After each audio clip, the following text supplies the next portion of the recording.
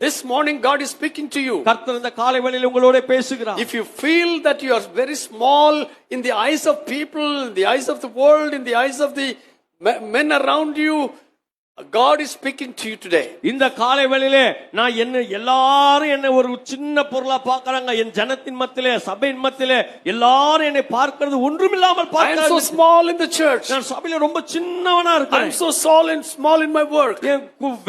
வேலை ஸ்தலத்துல சின்னவனா இருக்கேன். We heard a beautiful testimony about Emmanuel. இம்மானுவேலை குறித்து ஒரு அழகான சாட்சி வாசிக்கப்பட்டது. The whole company said, are the people who are working with him said, அந்த மகனோடு வேலை செய்கிற மற்றவங்க எல்லாம் இப்படி சொன்னாங்க. He is working in an IT company. அவர் ஒரு தகவல் தொழில்நுட்பத்துல வேலை பார்க்கிறார். So everyone that was working with him, அவரோடு கூட வேலை பார்த்த அத்தனை பேரும் mocked at him. அவனை குறித்து ஏளனமாய் பேசினாங்க. They always asked him, எப்போ இப்படி தான் கேட்பாங்க. Hey, do you know anything about the system? இந்த கணினியை குறித்து, கம்ப்யூட்டர் குறித்து உனக்கு ஏதாவது தெரியுமா? What do you know?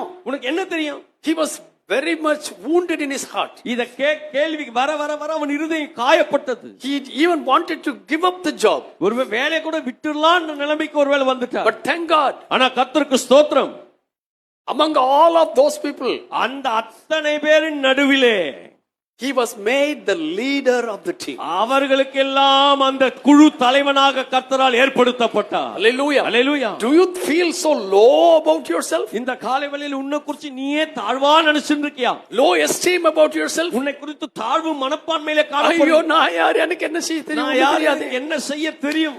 Let me tell you, நான் உங்களுக்கு சொல்லட்டும், no matter how insignificant you are, நீ எவ்வளவு முக்கியம் இல்லாதவனா இருந்தாலும் பரவாயில்லை, எவ்வளவுக்கு எவ்வளவு கீழே இருக்கியோ, எவ்வளவுக்கு எவ்வளவு கீழே இருக்கியோ, அவ்வளவுக்கு அவ்வளவாய் தேவன் உன்னை உயர்த்துவார். அவ்வளவுக்கு அவ்வளவாய் தேவன் நம்மை உயர்த்துவார்.